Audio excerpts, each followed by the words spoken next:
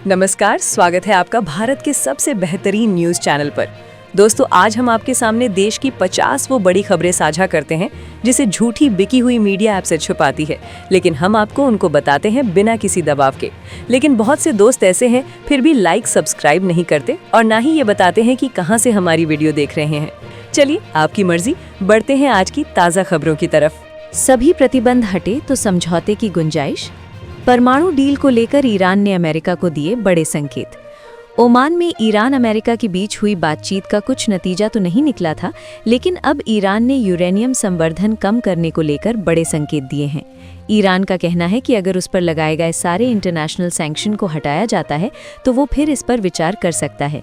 Iran के परमाणु programme के प्रमुख मोहम्मद इस्लामी ने कहा है कि यदि सभी इंटरनेशनल सैंक्शन पूरी तरह हटाए जाते हैं तो तेहरान अपने यूरेनियम संवर्धन के भंडार को कम करने पर विचार कर सकता है।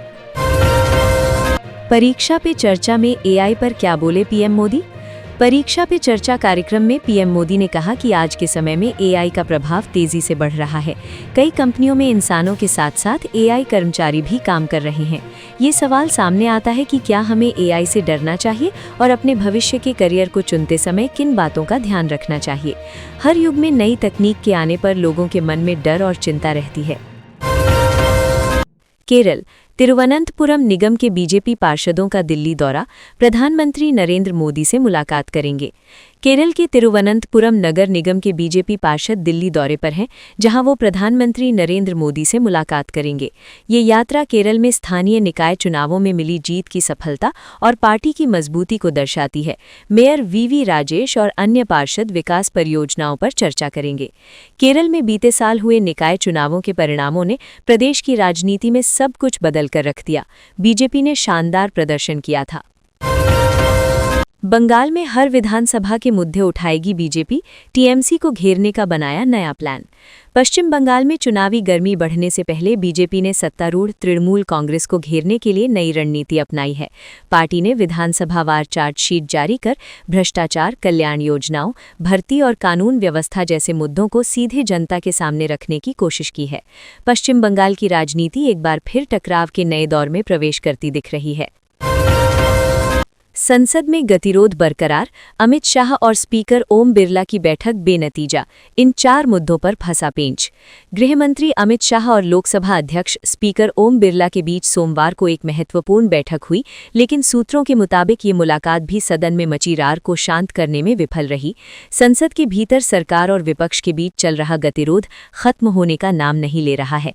सोमवार को गृहमंत्री अमित शाह और लोकसभा अध्यक्ष स्पीकर ओम बिरला के बीच एक महत्वपूर्ण बैठक हुई, लेकिन सूत्रों के मुताबिक ये मुलाकात भी सदन में मची रार को शांत करने में विफल रही। बंगाल के लिए बीजेपी का विकसित राज्य प्लान, जनता की राय से बनाया जाएगा घोषणा पत्र। पश्चिम बंगाल विधानसभा चुनाव 2026 के मद्देनजर भाजपा ने जनता का घोषणा पत्र तैयार करने के लिए व्यापक जनसंपर्क अभियान शुरू किया है। इस अभियान के तहत भाजपा स्थानीय स्तर पर नागरिकों की आकांक्षाओं, शिकायतों और सुझावों को एकत्रित कर चुनावी रोड मैप बनाएगी। पश्चिम बंगाल में इस साल विधानसभा चुनाव है और इससे पहले सभी राजनीतिक दल चुनावी तैयारियों में जुट गए हैं। इसी कड़ी में बीजेपी ने भी राज्य में जनसंपर्क अभियान शुरू किया है, जिसका मकसद जनता का घोषणा पत्र तैयार करना है।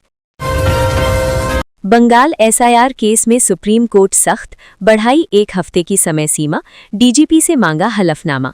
सुप्रीम कोर्ट ने कहा कि निर्वाचन प्रक्रिया की निष्पक्षता और पारदर्शिता सुनिश्चित करना बेहद जरूरी है। अदालत ने राज्य सरकार को निर्देश दिया कि चुनाव आयोग को प्रतिनियुक्त किए गए 8,505 अधिकारी जिला निर्वाचन कार्यालयों में कल शाम 5 बजे तक रिपोर्ट करें।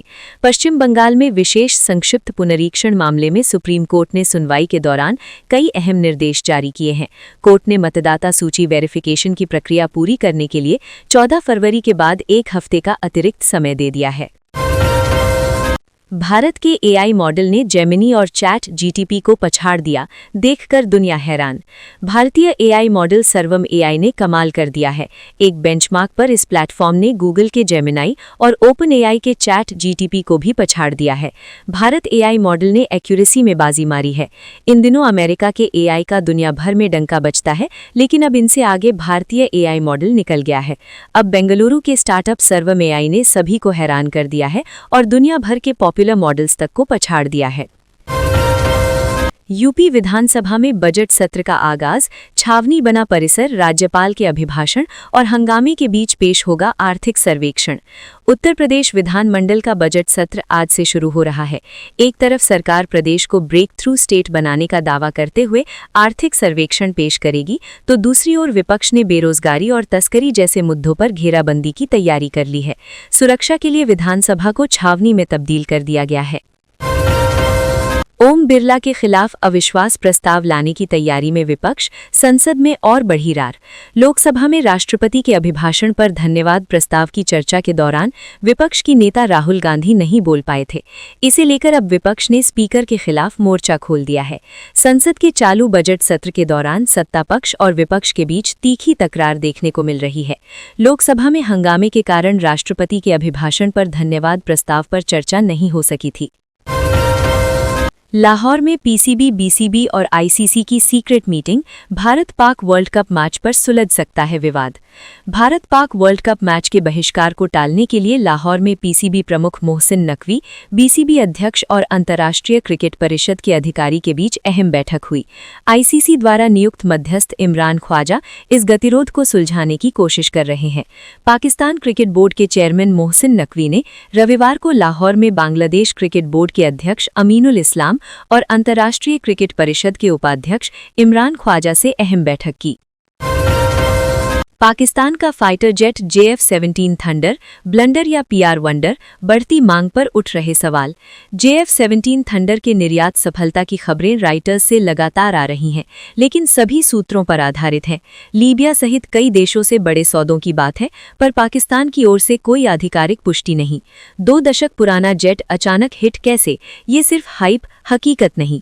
पिछले कुछ महीनों से लगातार खबरें आ रही हैं कि पाकिस्तान और चीन द्वारा मिलकर बनाया गया JF-17 थंडर लड़ाकू जेट अचानक दुनिया भर में बहुत पॉपुलर हो रहा है।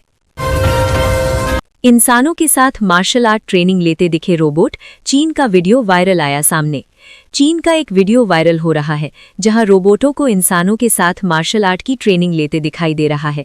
ये वीडियो देख लोग हैरान हैं कि भला रोबोट इतनी निपुणता से मार्शल आर्ट की ट्रेनिंग कैसे ले रहा है। चीन की टेक्नोलॉजी और वहां के डेली लाइफ में रोबोट और AI का कितना दखल हो गया है, ये हाल ही में एक वीडियो में दिखता है। चीन के शाओलिन मंदिर का एक वीडियो वायरल हो रहा है।